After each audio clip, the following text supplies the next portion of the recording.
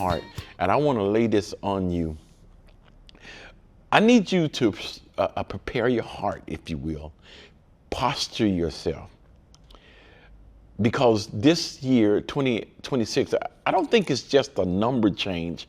I believe in my spirit that there is a portal opening.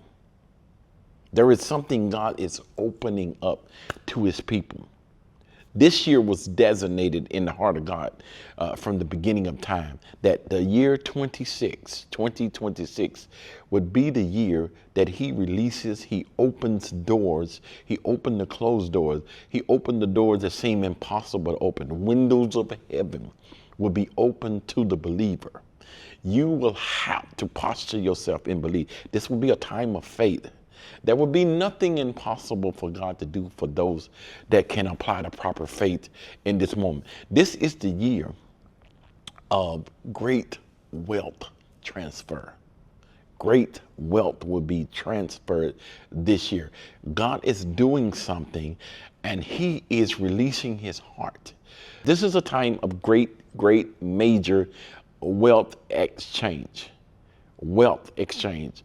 You will see God do generational transfers. Things that have been locked up forever now will be released. Things that seemed impossible. There are some things that it feels like you were robbed of. God is going to release. There will be the return of things that were lost. God will restore the years that the canker, the plumber, all of the enemies that came and deteriorated and ate away at the blessing of God in your life. He says, I will restore. This means that there are some things that you had to suffer because of your ignorance. I'm here to speak into your heart that God will restore your ignorant years. This is a grace move. This is a grace moment. He will restore. He desires that you pray that prayer.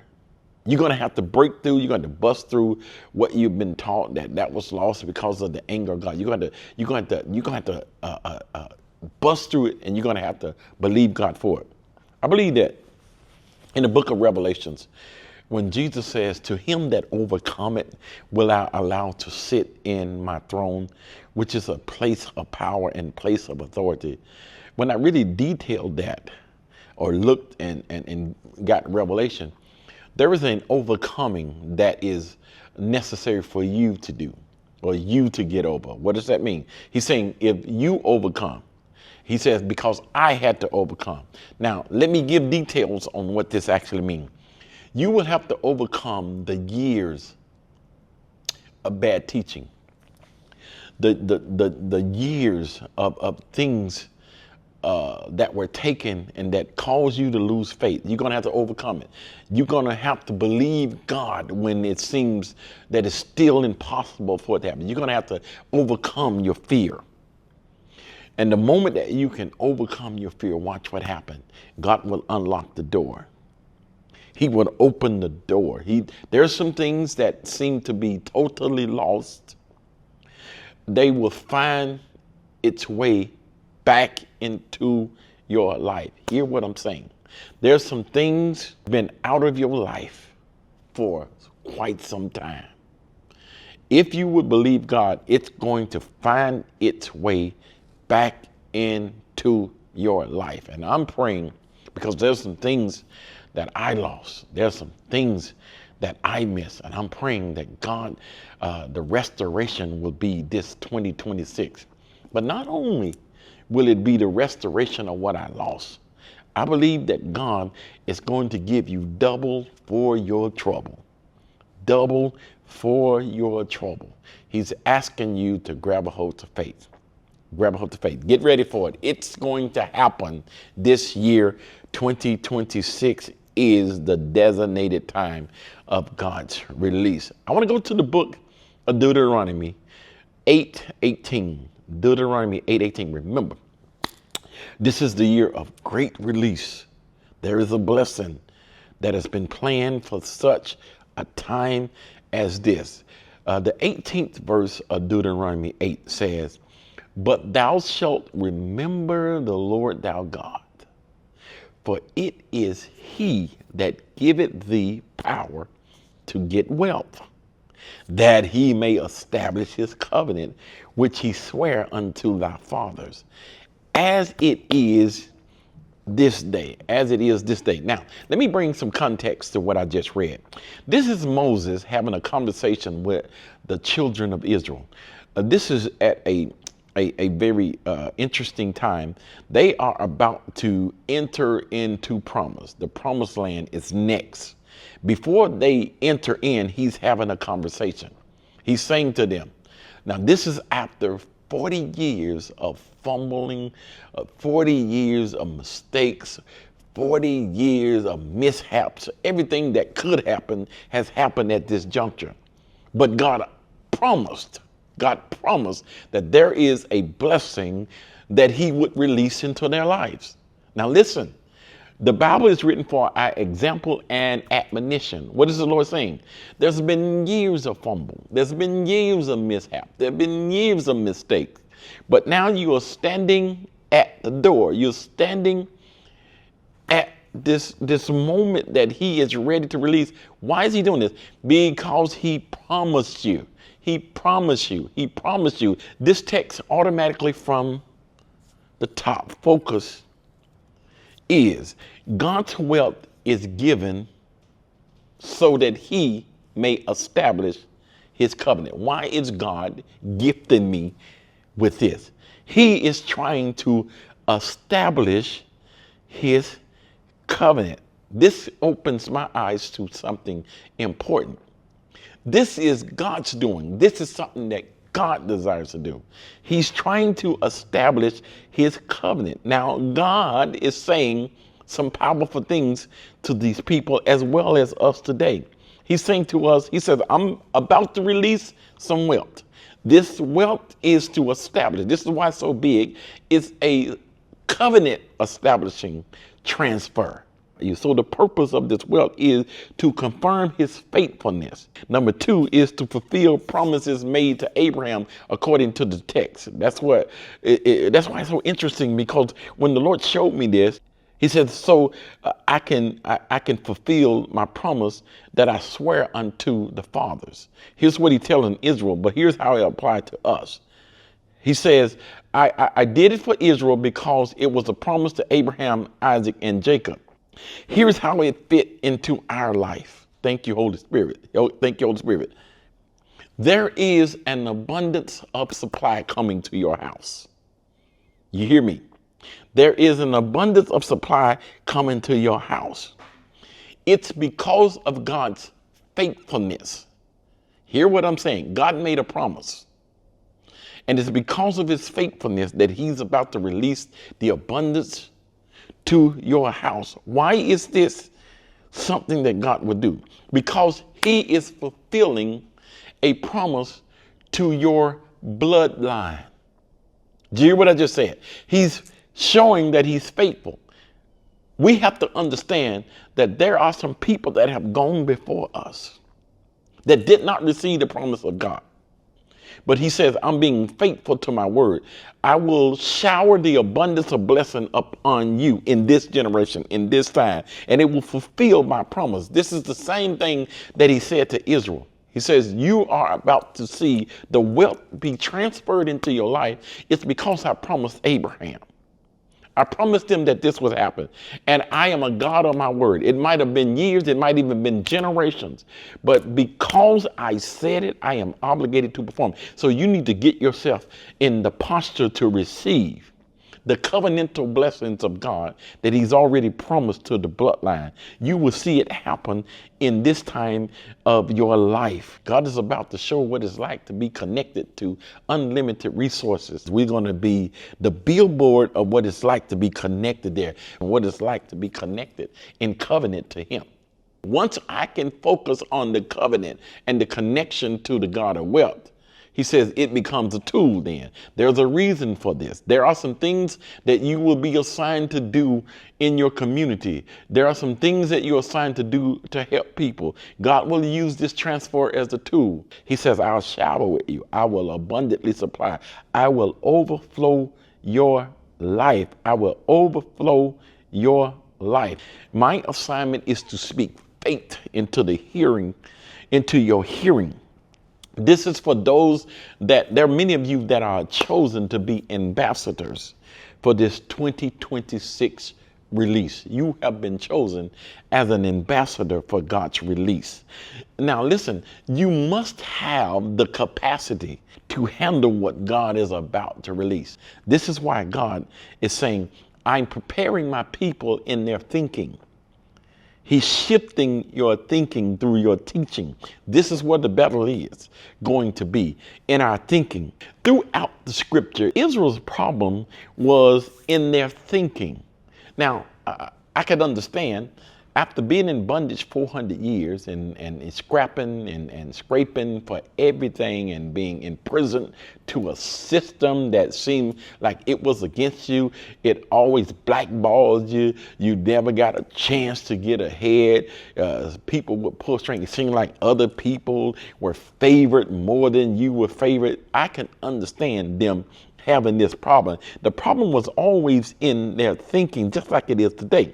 So we have to condition ourselves through our thinking, because we have to recondition. Let's say that, recondition ourselves, because we have heard teaching. We have been given ideologies that we are just beggars. We are just people that constantly struggle. We're just people that ought to be happy just to get enough, just to pick up the scraps. Well, God is saying, I need you to change that. I need you to hear.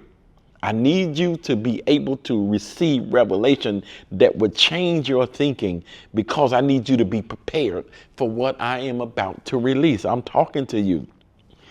Israel, again, their problem was, I've been in bondage too long. I've been behind. I've been below and not above. I always had to borrow, I never lend. I was the back of the class. And so when God gives them a moment to go after the blessing, the promised blessing, they many times fail. And in particular, God tells Moses, he says, send out 12 spies to spy out a promised land. Go spy out something that I promised. He says there is a promised possession. And I want you to go look at this promised possession so that you can posture yourself to receive it. Remember, I've already designated it yours. It's not something you're going to fight for. It's something that you're going to prepare for. Did you hear what I just said? This is not something that you have to fight for. This is something that you have to prepare for. But because of the struggles, because of the things that they had gone through, they could never get a hold to enough faith to believe God. They always let what they'd gone through, how hard it was, how many times they were disappointed, they would always let that rise over what God said in his word. Let's not continue this tragedy. So every time they would go out, they couldn't see themselves like God. They can only see themselves living inside the circumstance. They can never look outside of what they were going through. There's many of you listening tonight. God is saying this to you. You got to look outside of your current situation, because his word has promised. There's a promise that is released to you that will pull you out, but he needs you to grab a hold of faith. You need to start believing while you're still in the middle of the mess. You need to start believing now while things are still very difficult. He wants you to believe right here. So they were not able to even see the promise the way that God had presented it. When you look through the lens of your circumstance, of your failures, of your mishap, you'll never be able to handle God's transfer. You'll never be able to see it. So when Israel went to peep into the promise, when they got a chance to peep into the promise, they viewed it through their lens of poverty. God gave them a glimpse of what was to come, but they seen it through the filter of poverty. They seen it through the filter of, I never had anything like this. And so their answer, their reply was, we are just grasshoppers in this giant situation. In other words, I could never see myself living like that. Who am I to believe that God desires to give that to me? Who? Why would God do this for me? Why would God? This has been the downfall. So it's our teaching. It's what we were taught. It's what we have lived through. What would God do? We have forgotten that the blessing is not about you. It's about God. He says, so that I can establish my covenant. Believers. We got to prepare and posture ourselves in our thinking. Our thinking has got to be shifted, or our results will be the same as Israel. God will give us an opportunity to peep into promise, but if we look at it through the filter of our poverty, we'll believe that this is a trick. This is a setup. What is the catch to this?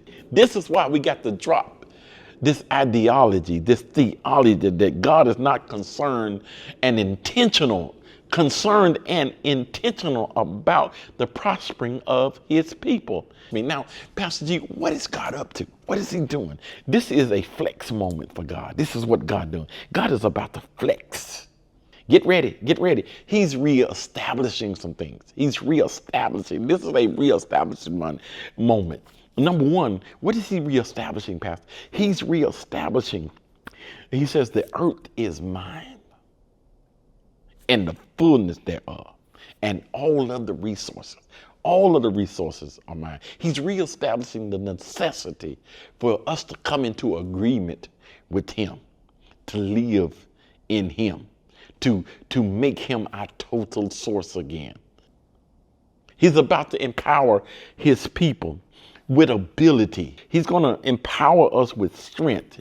He's going to give skill. It is he that gives the power to get well. How does he do this? Through ability, through strength, through skill, through opportunity, through wisdom, and through favor. Get ready for a favor to come up on your life, because God is establishing something. He's about to transfer something on his people that will acknowledge, that would declare that this is a release that only God can do.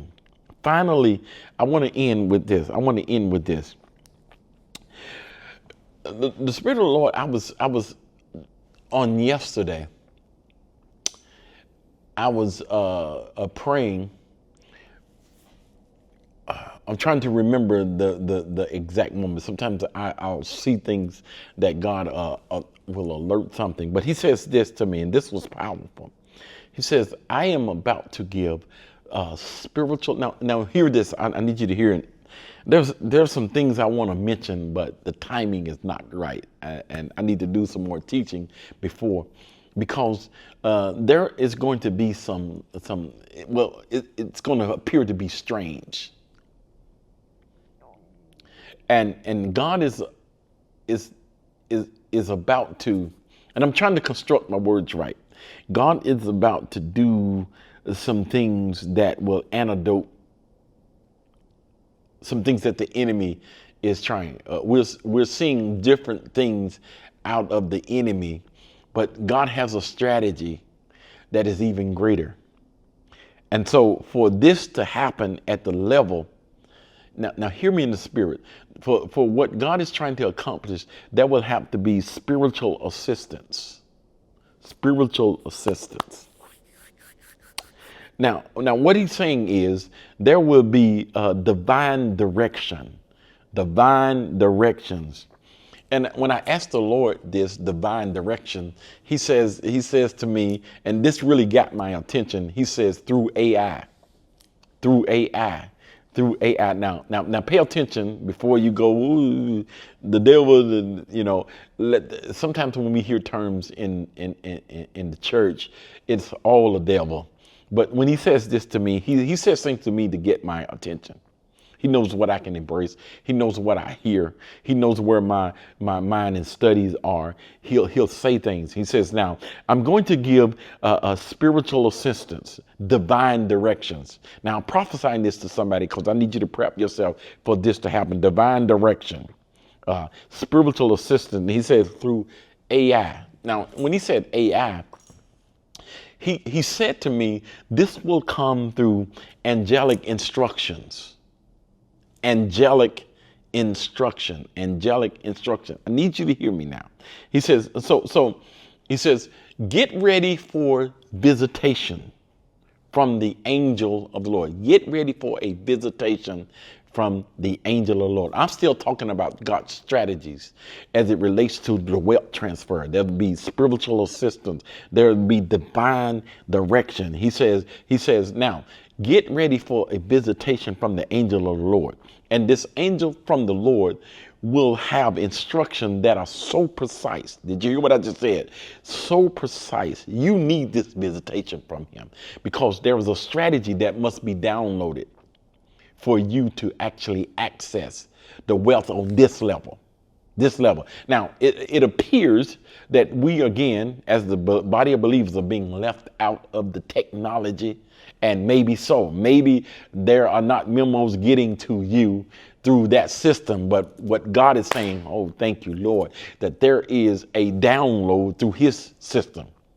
This is going to prove some things to the world. So you will get visitation from the angel of the Lord with specific instruction. There will be precise instruction that if you follow will lead you straight to the treasure. Get ready. It will lead you straight to the treasure. It will lead you straight to the treasure. Now get ready for visitation. Now, some of y'all gonna listen to this and turn it off because you never had anything said like this to you. Well, I'm telling you, you better get ready. You need to posture yourself for this. Say, Lord, visit me. Give me the strategy. This is the only way you're going to overcome. You need divine assistance. You need angelic instruction. And he's sending angels that will be on assignment to make sure you get to this wealthy place. And now this is not uncommon in the scripture. It's just uncommon in our day. Why are you saying this, Pastor G? Well, in Matthew chapter 17, Jesus comes into Capernaum. Y'all know the story. And when he gets there, Peter is asked, he's hemmed up by the leaders, say, do your master pay taxes? Do he pay taxes? And Peter said, let me go ask. I believe he does. Let me go ask. We know the story.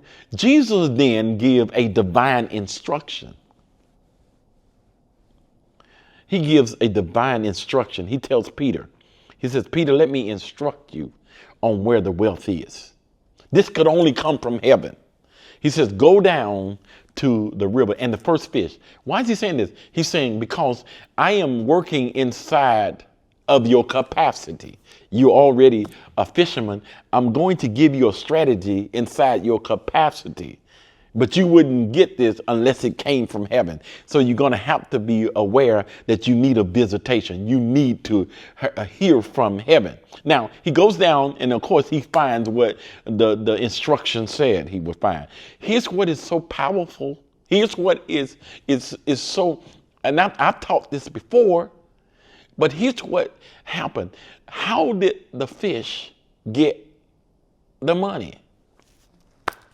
How did the fish get the money? Now, when the Spirit of the Lord spoke this, I went over a couple of scenarios that might be possibilities.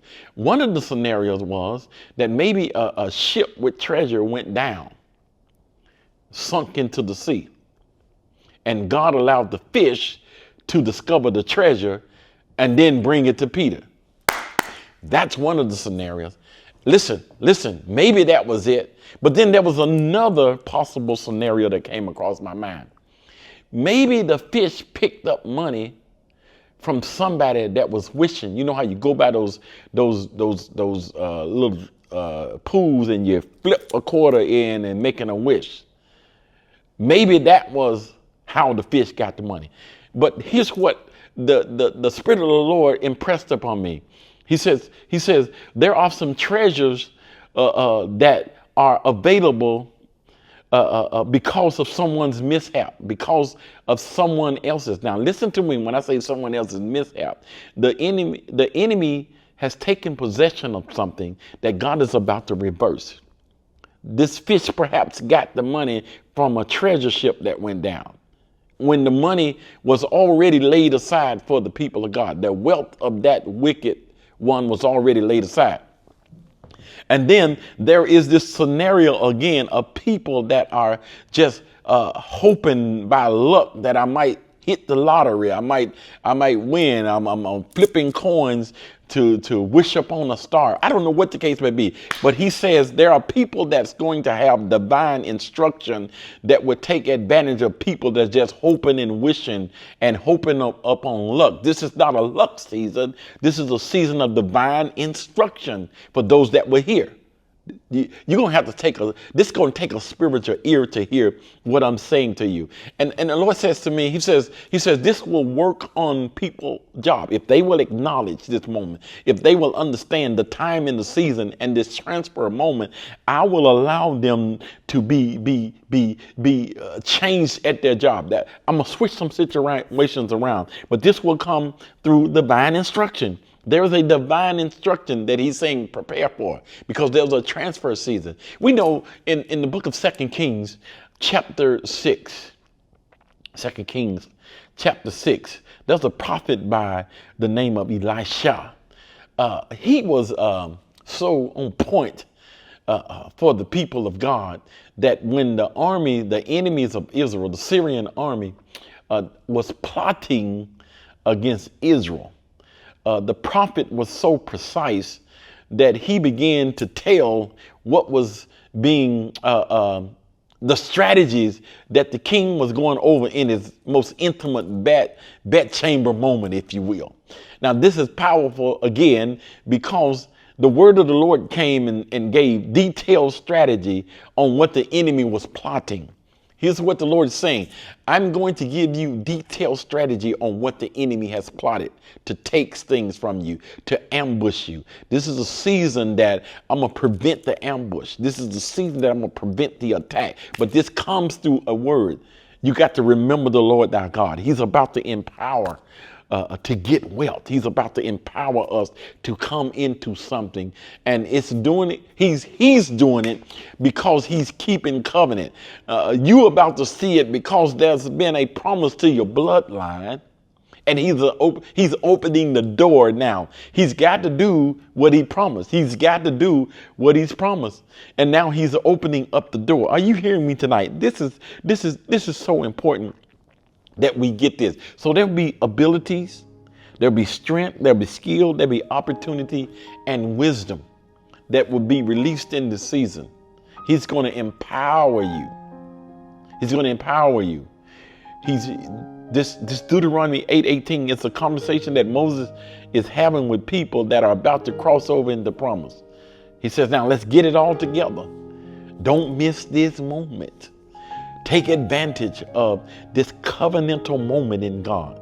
He's releasing something to you. He's divine strategy is yours. Can you declare with me tonight? I will not miss this instruction. I will hear. I will posture myself to hear. I will walk into exponential increase. I will walk into exponential increase. Now, I will shut my ears to the naysayers. I will shut my ears to those that cannot handle the blessings of the Lord that are up on my life. Now, Sunday, I was teaching and the Lord reminded me, and I'm ending after this. The Lord reminded me. He says, remember the washer and the dryer. Lady T and I got a new washer and dryer about 6 months ago, maybe a little longer. Beautiful, digital, everything. They were beautiful. Got them into our home, but they didn't function the way They were advertised. They looked good, but they didn't function properly. So what we did, we went back to the manufacturer and said, this has not been satisfactory. So they made a determination. They sent out technicians 2 or 3 times to fix our washer, but he could never accomplish that task. And so they finally agreed to send us new ones. They replaced it. Now, the washer, if you look at it, they still look brand new. They still look pristine. They still look like they were functioning properly. Everything looked normal, but they did not function right. And so the conclusion was, let's replace that. Let's get rid of that and get something in that worked right. The Spirit of the Lord then translated that into a principle. He says, now, there are some things that you have in your life. Look good. Look good. But if it's not functioning properly, it is time to get rid of it, to release it out of your life, to release it out of your journey. Did you hear me? There are some people that are in your life that are not functioning properly. They look good. You might look good being around them. You might be able to boast that they, whatever the case may be. But if they are not fulfilling the purpose, if they are not fulfilling the purpose and they are not helping you come to your wealthy place, go ahead on and make the call and say, Lord, I am ready for the replacement. I am ready. I don't care if it don't have a scar on it. I don't care if it looks normal. If it's not functioning and serving the purpose for which it was placed in my life, it is time for it to be released. Come get it, and come get it quickly. This will be the greatest challenge of this particular time. You got to get away from some people that can't handle what God has promised. Get rid of them now.